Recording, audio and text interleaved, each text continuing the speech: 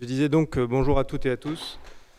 Je m'appelle Ludovic Mariotti. Moi, j'interviens d'une place un peu particulière aujourd'hui, mais je vais très certainement corroborer une partie des éléments qui ont été donnés juste avant par le groupe Edenis, puisqu'on a effectivement, nous aussi, réalisé un peu le même type d'enquête que ce qui a été fait, sauf qu'on est plutôt sur une visée très qualitative. On n'a pas du tout fait de quanti, quasiment, on n'a fait que du qualitatif.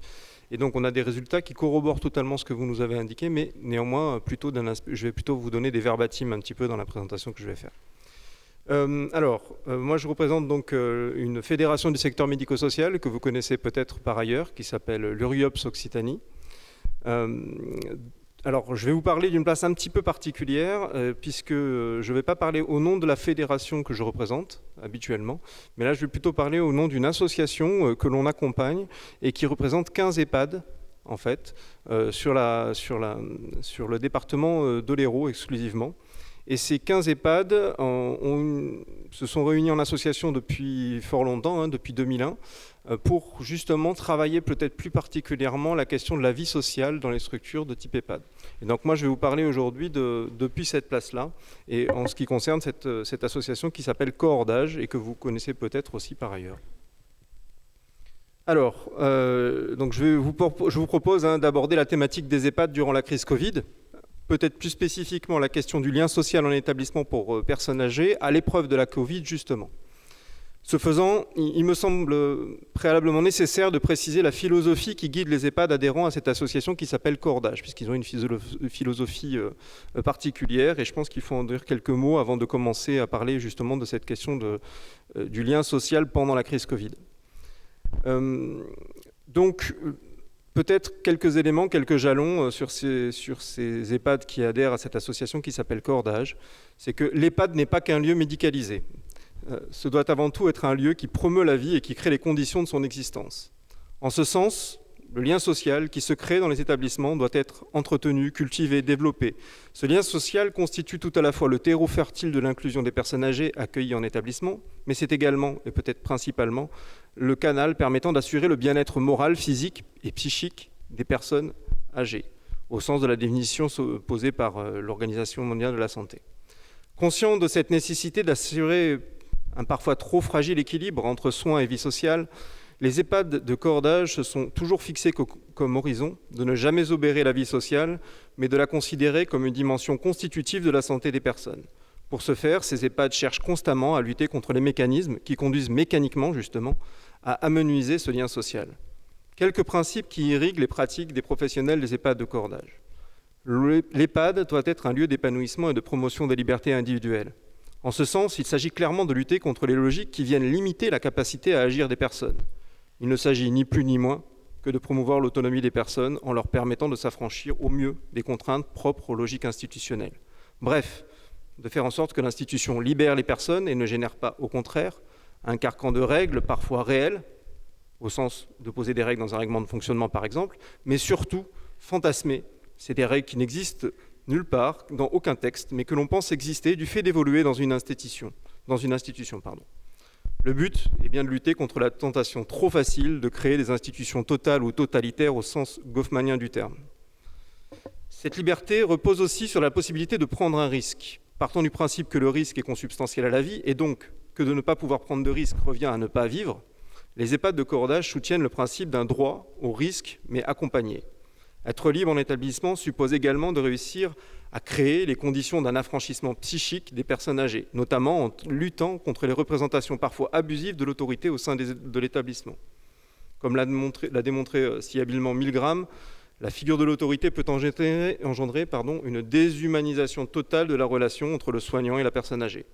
Rapporté à un établissement, cela questionne les formes d'autorité visibles qui viendraient engendrer une relation dissymétrique de soumission des personnes âgées aux professionnels de l'EHPAD.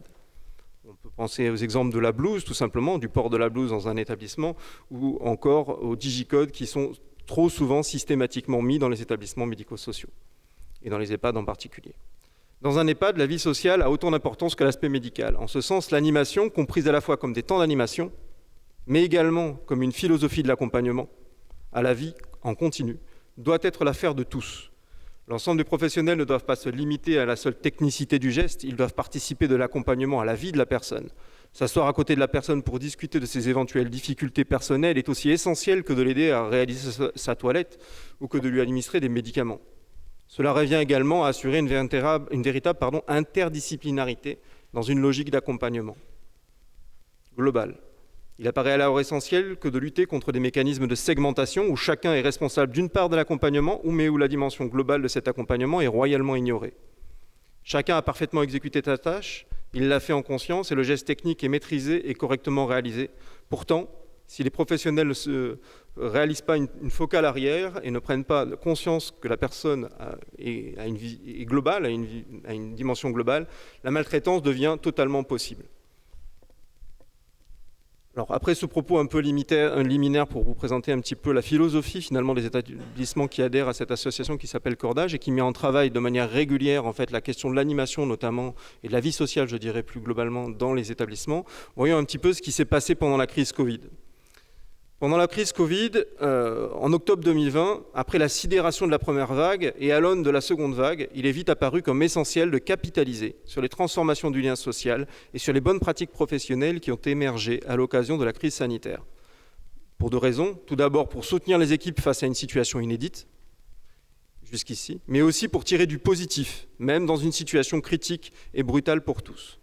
Tirer du positif en prenant du recul ensemble sur ce qui a été fait ou sur ce que nous refusons de reproduire à l'avenir. Et c'est peut-être là qu'il y a le point le plus intéressant, c'est d'éviter évidemment que ces situations de privation de droits, comme cela a été dit tout à l'heure, qui ont été subies à la fois par les personnes mais aussi par les équipes, que ces situations de privation de droits se déroulent d'une autre manière dans les temps à venir, puisque pour l'instant, en tout cas, nous ne sommes pas sortis de cette crise sanitaire. C'est bien malheureux, on est tous d'accord là-dessus, mais pour l'instant, nous sommes bien à l'intérieur à l'heure actuelle.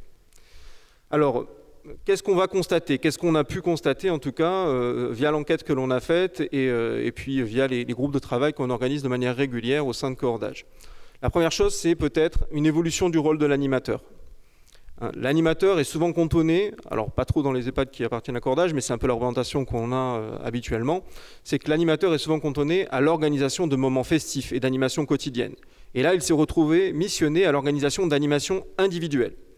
En effet, les temps collectifs étant non recommandés, il a fallu faire preuve d'imagination et d'adaptation pour occuper un temps en individuel qui pouvait être long, très long, surtout en l'absence de visite des proches. La lutte contre l'ennui, quant à elle, s'est transformée en soutien psychologique en relation duale entre les résidents qui exprimaient à l'animateur ses peurs, ses craintes et ses espoirs. L'écoute des besoins, de l'humeur, de la recherche de l'activité la plus adaptée à la personne, n'est-ce pas là une preuve du maintien de lien social pendant cette crise Covid? Ainsi, l'animation a pris une autre dimension pour les personnes, et surtout pour les salariés, celle de protecteur du lien social et du prendre soin. Les résidents, coupés du monde, étaient souvent plongés dans un profond désarroi. L'activité quotidienne les a fait sortir de leur ennui et oublier pendant quelques instants, on peut l'espérer du moins, le virus, l'éloignement entre les proches et la peur qui était omniprésente. D'ailleurs, l'animateur a souvent été en charge d'organiser les visites. Donc il avait un rôle qui a quand même relativement changé en réalité pendant cette période Covid. Il a été souvent en charge d'organiser les visites pour l'accompagnement des proches auprès de leurs parents, lorsque ça a été possible. Certains y pourront y voir d'ailleurs un glissement de tâches, on est bien d'accord, car personne ne voulait le faire finalement, ces temps-là, puisqu'il y avait beaucoup d'autres choses à réaliser et qu'il y avait quand même une tension RH, qui existe d'ailleurs toujours, qui était considérable, et donc un manque de ressources, patent. Donc quelque part, le fait d'avoir une articulation entre vie à l'EHPAD et à l'extérieur, entre résidents et proches, a été finalement la fonction principale de l'animateur. Elle s'est transformée de temps d'animation que l'on pouvait avoir préalablement en des temps beaucoup plus constants et consistants plutôt d'ailleurs en ce qui concerne finalement la création du lien entre l'intérieur et l'extérieur de la structure. Alors, l'animation en EHPAD, ce n'est pas qu'un karaoké, ce n'est pas qu'un Scrabble, ce n'est pas qu'un passe-temps, c'est aussi bien plus que ça. C'est s'évader, se changer des idées, échanger avec les professionnels, dire ce que l'on a sur le cœur, garder un lien avec nos proches, en réalité vivre et surtout exister. La preuve la plus tangible, malheureusement, a été le syndrome des glissements, qui était nombreux dans les EHPAD. L'état psychologique des résidents s'est beaucoup dégradé, ce qui est assez logique, surtout pendant peut-être le premier confinement, et notamment à cause de l'isolement imposé, Et le lien social a donc pris de tels coups, on va dire, que derrière, il y a eu pas mal de syndromes de glissement et il y a pas mal d'études dans la matière qui le démontrent. Outre ce rôle de l'animateur qui change, on a également une individualisation de l'accompagnement qu'on a vu se dessiner peut-être de manière un peu plus forte. Donc en 2020, surtout pendant le premier confinement, l'objectif et la mission principale des EHPAD de cordage semblait être le bien-être du résident et le soutien du lien social, quelles que soient les autres missions réalisées en période classique. Et donc l'ensemble des salariés se sont sentis concernés finalement par cette dimension vie sociale. Les fiches de poste ont été un temps oubliées presque. Alors peut-être avec tous les risques que l'on peut y voir, évidemment, mais néanmoins, les fiches de poste ont été oubliées pour justement faire vivre ce lien social malgré les difficultés qui pouvaient se dessiner à ce moment-là. Peut-être un autre point, c'est que pendant la crise, finalement, ces entraves ont partiellement disparu, ces entraves et ces limites entre postes ont partiellement disparu. Tout d'abord parce qu'il y a eu quand même des renforts de personnel qui ont été autorisés par les financeurs. Il y a des EHPAD qui ont vu leur effectif grandir, heureusement d'ailleurs, durant la période Covid. Mais aussi, derrière, l'absence des proches et des événements divers ou encore la suppression de certaines formalités administratives ont permis aussi peut-être une certaine souplesse dans les structures qui n'existaient pas avant la crise Covid et que peut-être il serait nécessaire de conserver pour la suite, notamment parce que cela permet peut-être un meilleur lien social, justement, une meilleure vie sociale dans l'établissement. On constate aussi une sanitarisation des pratiques. Alors peut-être que là, pour le coup, c'est assez évident de toute façon, c'est qu'il y a quand même une tension qui est apparue peut-être de manière plus forte qu'habituellement entre la dimension médicale, sanitaire, on va dire, de l'établissement et la dimension sociale, avec une prédominance de fait pour l'aspect médical face au caractère inconnu d'un virus. Donc un virus, c'est bien un aspect médical en tant que tel, d'un virus et des ravages connus et médiatisés qu'il a commis. Pourtant, dans les EHPAD de cordage, ces derniers se sont battus, et ont en tout cas essayé au quotidien, de faire en sorte que ce lien social puisse continuer à perdurer et que la sanitarisation ou la médicalisation n'obère pas pour autant, même si elle est nécessaire bien entendu, ça n'obère pas pour autant la vie sociale. Avec une idée un petit peu d'une synergie. Un médecin coordinateur, par exemple, dans l'enquête que l'on a fait, nous disait « Il ne faut pas laisser la technique envahir les soins et garder en tête que le soin de la personne passe par une relation humaine et chaleureuse, avant tout, et que c'est une forme de soin. » Les aspects sur le long terme se sont fait sentir pour de nombreux résidents pour lesquels la minoration de l'aspect social a eu un impact sur leur bien-être psychique et donc sur leur santé, comme cela a été dit. Un animateur nous indiquait par exemple, le point positif c'est qu'avec ces mesures, d'enfermement notamment, les résidents sont physiquement en vie, certes, mais à côté, les syndromes de glissement vont faire beaucoup de dégâts. Voilà ce que nous indique un animateur, par exemple. Il y a également un peu cette adaptation du collectif qui aussi s'est faite jour au fur et à mesure, puisque le collectif ne pouvant pas exister ou quasiment pas exister, il y a quand même une adaptation de ce collectif qui s'est dessinée. La première vague a suscité beaucoup de solidarité de la part de l'ensemble des professionnels qui étaient dans une bulle, un peu quelque part, et qui ont tous contribué à la réalisation d'animations individuelles, tous les professionnels, quel que soit leur poste. En effet, il était compliqué pour les animateurs seuls de réaliser une activité par résident, une activité pour chaque résident. Pendant cette période, l'animation et le lien social sont réellement peut-être devenus l'affaire de tous. Une ASH nous indiquait par exemple « Je me sens de plus en plus engagé dans un travail qui est déjà difficile ». Ou encore, une AS nous dit « C'est plus qu'un travail, nous nous engageons pour le bien-être des résidents ». Le médecin coordonnateur que j'indiquais tout à l'heure nous a également dit qu'il faut éviter le travail mécanique pour éviter la contamination. Il faut avoir un travail certes mécanique pour éviter la contamination, mais cela n'est pas satisfaisant. Car finalement, ce qui compterait aussi à mettre en place et qu'il ne faut pas oublier, c'est le toucher et les sourires, chose qui n'est pas possible en temps de Covid. Alors oui, je vous donne quand même un autre verbatim que j'avais trouvé, que vous avez peut-être entendu également dans les établissements EHPAD si vous y étiez, ou même dans les établissements alors plutôt dans les établissements EHPAD, non pour le coup uniquement. Ce verbatim, je l'avais trouvé intéressant et plutôt sympathique. Il dit « La plupart des gens qui ont connu la guerre, pour eux, le Covid, c'est rien à côté de la guerre. » Mais quelque part, il y a un petit peu de... Voilà, il y a une espèce de tentative de mise à distance par ce résident pour dire que finalement, il y a des périodes qui ont été aussi graves dans l'histoire et pas uniquement la période Covid que l'on connaît.